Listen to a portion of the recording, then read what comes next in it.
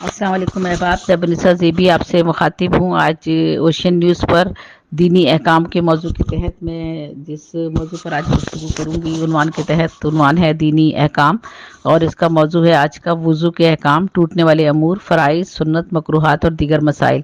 تو وضو کے سے متعلق جو احکام ہے اس میں اللہ تعالیٰ کا ارشاد ہے کہ جب تم نماز کا ارادہ کرو تو اپنے چہروں کو دھو اور اپنے ہاتھوں کو کونیوں تک اور مسح کرو اپنے سروں کا، اور دھو اپنے پاؤں کو ٹخنوں تک۔ اور حدیث میں آیا ہے کہ وضو مسلمانوں کا ہتھیار ہے، لہٰذا ہمیشہ باوضو رہنا باعث خیر و برکت ہے۔ ممکنہ حد تک اگر آپ کوشش کریں کہ ہر وقت پر باوضو رہے تو یہ خیر و برکت ہے، اور اس کی بڑی فضیلت بیان کی گئی ہے۔ دین کی بنیاد پاکیزگی پر ہے، اور وضو سے متعلق جو اغراض ہیں وہ ان میں نماز پڑھنے کے لیے وضو کرتے ہیں، تلاوت قرآن پاک کے لیے پہلے وضو کیا جاتا ہے، زیارت قبور کے لیے یعنی قبرستان اگر آپ جا رہے ہیں تو اس سے پہلے وضو کر لیجئے، اہل اللہ اور علماء سے ملنے کے لیے بھی وضو کر لیجئے، علم دین سیکھنے کے لیے بھی آپ وضو کر کے جائیے، ٹھیک ہے۔ تو وضو کے لیے یہ اغراض ہیں 5 جن کے لیے اس سے پہلے ہمیں وضو کرنا چاہیے، اور اس کے بعد جو ہے ہمیں یہ کام کرنے چاہیے۔ تو یہ گو کہ ویسے تو وضو سب کہیں گے کہ ہمیں آتا ہے کرنا، لیکن بہت سی چھوٹی چھوٹی باریکیاں ہوتی ہیں جن کے بارے میں ہمیں بہت سی باتیں نہیں پتہ ہوتی، تو اسی لیے میں نے اس موضوع کا انتخاب کیا ہے تاکہ اگر بچے بھی اس کو میرے موضوع کے حوالے سے اگر کچھ سننا چاہیں تو ان کو بھی کچھ رہنمائی مل سکے، اور ہماری بھی جو غلطیاں ہیں وہ بھی درست ہو سکے۔ زبن سزیبی میں آپ سے مخاطب ہوں، اور وضو کے جو فرائض ہیں وہ 4 ہیں: چہرہ دھونا، اور دونوں ہاتھوں کا کونیوں سمیت دھونا، چوتھائی سر کا ایک بار مسح کرنا، اور دونوں پاؤں کا ٹخنوں سمیت دھونا، ٹھیک ہے۔ اور جو اس کی سنتیں ہیں، وضو کی سنتیں کافی ہیں، لیکن میں پہلے بتا دوں کہ اس کے مستحبات وضو کیا کیا ہے۔ وہ 10 ہیں تقریباً، یعنی کس طرح سے کرنا چاہیے، کون سی چیز زیادہ بہتر ہے۔ سیدھی طرف سے شروع کرنا چاہیے، وضو بغیر کسی مدد کے کرنا چاہیے، خود کرے وضو کہ بعض دفعہ یہ ہوتا ہے کہ لوٹے میں پانی بھروا لیا، اور لوٹے میں پانی بھر لیا بعض جگہ گاؤں دیہاتوں میں، اور کسی سے کہا کہ بھئی آپ ہمارا لوٹے سے ذرا پانی ڈال دیں، ہم وضو کر لیں، تو یہ مناسب نہیں ہے، بلکہ مناسب یہ ہے کہ خود کوشش کریں ایسے برتن میں پانی لے لیں جس میں آپ خود آسانی سے وضو کر سکیں، لوٹے میں بھی کر سکتے ہیں۔ تو سیدھی طرف سے ایک تو شروع کریں وضو کرنا، وضو بغیر کسی کے مدد کے کریں، آپ قبلے کی طرف رخ کر کے بیٹھیں، آپ جب وضو کریں تو پاک اور اونچی جگہ پر بیٹھیں، نماز کے وقت پہلے سے وضو کر لیں، ٹھیک ہے۔ نماز کا جب وقت ہونے والا ہو تو پہلے وضو کر لیجئے۔ اعضاء کو دھوتے وقت ہاتھ سے ملنا چاہیے، ملتے ہوئے پھر اپنے اعضاء کو دھوئیں آپ۔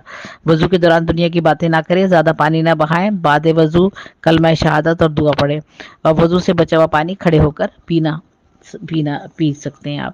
اور وضو کی جو سنتیں ہیں وہ 13 ہیں: نیت کرنا، بسم اللہ الرحمن الرحیم کہنا، 3 مرتبہ دونوں ہاتھ پہنچوں تک دھونا، مسواک کرنا، 3 مرتبہ کلی کرنا، 3 مرتبہ ناک میں پانی ڈال کر صاف کرنا، داڑھی کا خلال کرنا، ہر عضو کو 3 مرتبہ دھونا، ایک مرتبہ پورے سر کا مسح کرنا، اور دونوں کانوں کا مسح کرنا، ترتیب سے وضو کرنا۔ یعنی یہ جو سنتیں ہیں وہ یہ ہے، لیکن فرائض میں یہ ہے کہ چوتھائی سر کا ایک بار آپ نے مسح کر لیا تو بھی آپ کا وضو ہو جاتا ہے، مگر سنت کے حوالے سے جو ہے وہ آپ پورے سر کا مسح کریں، ایک مرتبہ پورے سر کا مسح کریں، اور دونوں کانوں کا مسح کرنا، ترتیب سے وضو کرنا مسلسل، یعنی ایک عضو سوکھنے سے پہلے دوسرا عضو دھو لینا، ہاتھ اور پاؤں کی انگلیوں میں خلال کرنا، اور ناپاک جگہ پر وضو کرنا جو ہے وہ مکروہات ہے، مکروہات میں شامل ہوتے ہیں۔ جو مکروہات ہیں وضو کے وہ یہ ہیں کہ ناپاک جگہ پہ وضو کرنا، سیدھے ہاتھ سے ناک صاف کرنا، عموماً یہ ہوتا ہے کہ ہم سیدھے ہاتھ سے ناک صاف کر لیتے ہیں، تو یہ غلط ہے، ناک جو ہے الٹے ہاتھ سے صاف کرنی چاہیے، سیدھے ہاتھ سے ناک صاف نہ کریں، وضو کے دوران دنیا کی باتیں نہ کریں، سنت کے خلاف وضو نہ کریں، جو سنتیں ہیں ان کے مطابق آپ نے وضو کرنا ہے۔ اور وضو جو ٹوٹنے کے عوامل ہیں ان میں یہ ہے کہ گیسز وغیرہ کا خارج ہو جانا، یا آپ یورین پاس کر لینا،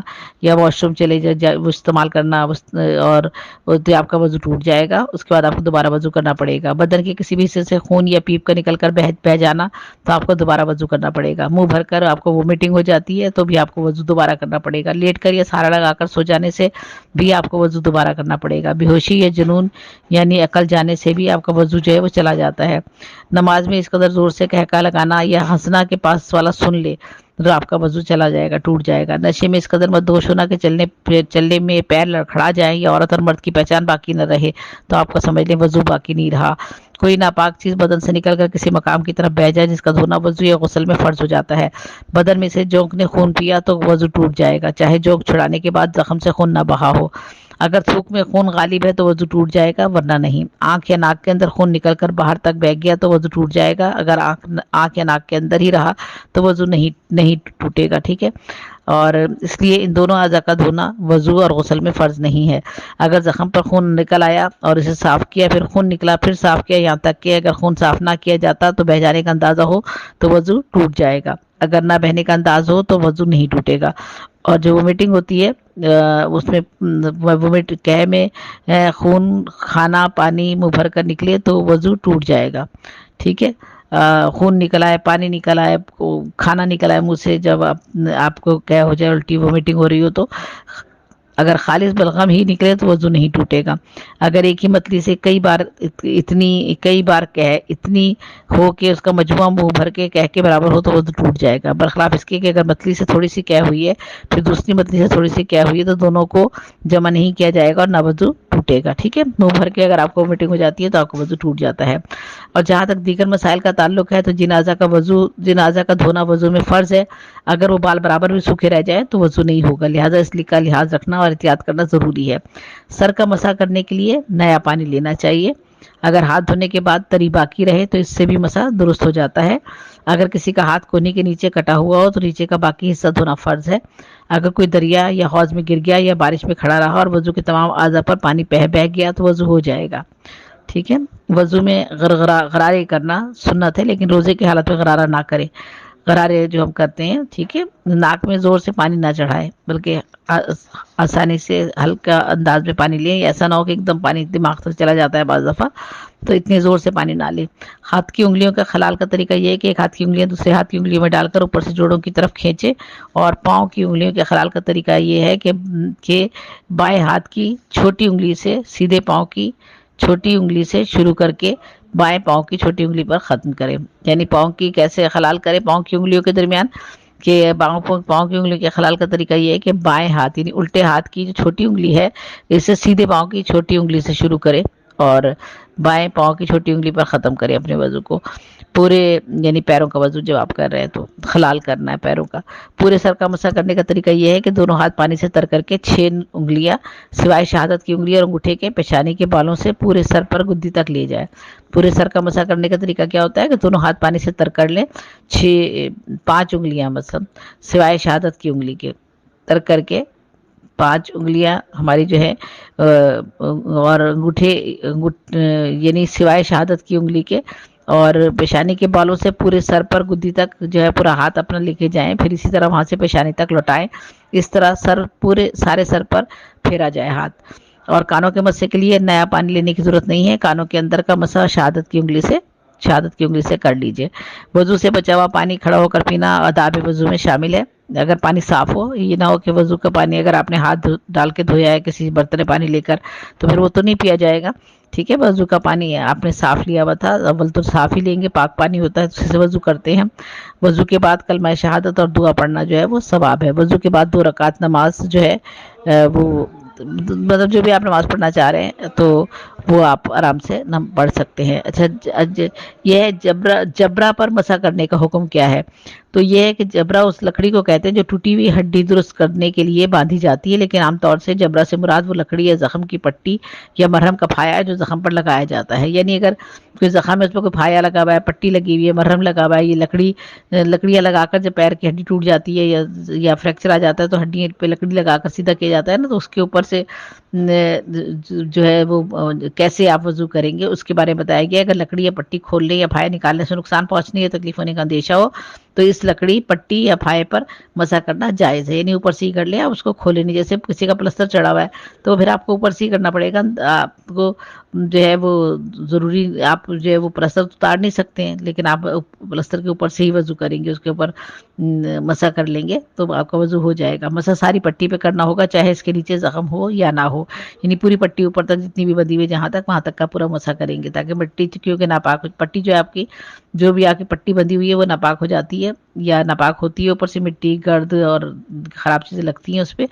اگر زخم کو پانی سے دھونے میں کسی نقصان کا اندیشہ نہ ہو تو مسح کے بجائے دھونا چاہیے، ورنہ مسح کرنا واجب ہے، ٹھیک ہے۔ اگر آپ اگر زخم ہے، اگر اس کو دھونا ہے تو آپ دھو سکتے ہیں، لیکن اگر اس پہ اس کا اندیشہ ہو، تکلیف کا اندیشہ ہو یا مجبوری ہے تو پھر آپ صرف خالی مسح کریں۔ مسح کرنا واجب ہے، یعنی اس پٹی کے اوپر سے کریں یا لکڑی کی تختی سے، اگر آپ کے پیر کو جوڑا گیا ہے لکڑی کی پٹیاں لگا کر آپ کا پلستر باندھا گیا ہے، یہ چڑھایا گیا ہے تو اس کے اوپر سے بھی آپ کر سکتے ہیں، واجب ہے یہ۔ مسح کرنے کا طریقہ کیا ہے کہ ہاتھ کی انگلیاں پانی سے بھگو کر 3 انگلیاں پٹی پر پھیریں، انگلیاں پوری کی پوری رکھیں، یعنی صرف انگلیوں کی پور رکھنا کافی نہیں ہے بلکہ تینوں انگلیاں پوری کی رکھیں مسح کرنے کے لیے۔ اور جن چیزوں سے وضو ٹوٹتا ہے ان سے مسح بھی ٹوٹ جاتا ہے، تو اس لیے یہ یاد رکھیں کہ اگر جو ہے وہ مسح جو ہے آپ کا ٹوٹ جائے گا، اگر جن چیزوں سے وضو ٹوٹتا ہے ان سے آپ کا مسح بھی ٹوٹ جائے گا، مسح بھی آپ کو دوبارہ کرنا پڑے گا۔ اکثر دیکھا گیا ہے کہ وضو یا غسل کے وقت لوگ زخم کی پٹی یا مرہم کا پھایا وغیرہ کے اطراف ترک کرتے ہیں اور انہیں چھوڑ دیتے ہیں، حالانکہ ان چیزوں پر مسح کرنا ضروری ہے، ورنہ وضو نہ ہوگا اور نہ ہی غسل جائز ہوگا۔ تو یہ سارا کا سارا جو ہے وضو کے بارے میں آج میں نے آپ کو بتایا ہے۔ غسل کے بارے میں بھی انشاءاللہ اگر وقت ہوا تو ضرور میں غسل کے بارے میں بھی آپ سے بات چیت کروں گی، اور دیگر موضوعات بھی دینی احکام میں آتے ہیں ان کے حوالے سے بھی گفتگو آپ سے ہوگی۔ تو یہ اوشین نیوز پر آج میں نے پروگرام جو ہے پیش کیا ہے، جس میں نے وضو کے احکام، ٹوٹنے والے امور، فرائض، سنت، مکروہات اور دیگر مسائل جو تھے ان پر بات چیت کی ہے آپ سے۔ اور یہ پروگرام آپ کو شیروان صاحب کے توسط سے، جو ان کا چینل ہے اوشین نیوز، اس کے ذریعے آپ تک پہنچتا ہے، اور میں ان کی بہت شکر گزار ہوں کہ وہ یہ پروگرام جو ہے وہ آپ لوگوں تک پہنچانے میں میری مدد کرتے ہیں۔ آپ لوگوں کا بھی بہت بہت شکریہ جو آپ اس پروگرام کو دیکھتے ہیں اور میری حوصلہ افزائی کرتے ہیں، اور جو کچھ میں سیکھنے کی کوشش کرتی ہوں، چند ایک باتیں ہی صحیح، پوری چیزیں اگر نہیں سیکھ پاتی، لیکن چند ایک باتیں ہی اگر اس میں سے مجھے سمجھ آ جاتی ہیں اور سمجھ میں سیکھ جاتی ہوں میں، تو میری کوشش ہوتی ہے کہ دوسرے لوگ بھی ان میں سے کچھ نہ کچھ تو سیکھ ہی لیں گے۔ اور یہی وجوہات ہے کہ میں جو ہوں یہ پروگرام سارے کے سارے جو میں کر رہی ہوں، چاہے حدیث کے حوالے سے ہوں یا صورتوں کے حوالے سے ہوں یا دینی احکام کے حوالے سے ہوں، ان تینوں پروگراموں میں میری کوشش یہی ہوتی ہے کہ میں زیادہ سے زیادہ علم اللہ کا سیکھ سکوں اور اسے آگے بڑھا سکوں۔ تو اگر کہیں کوئی مجھ سے غلطی ہو گئی ہو، کوئی خامی رہ گئی ہو، تو اس کے لیے میں آپ سے بھی معذرت خواہ ہوں اور اپنے رب کے آگے بھی تو میں معافی کی طلبگار ہوں۔ صاحب ان سے بھی کو اجازت دیجیے گا۔ اللہ حافظ۔ اللہ نگہبان۔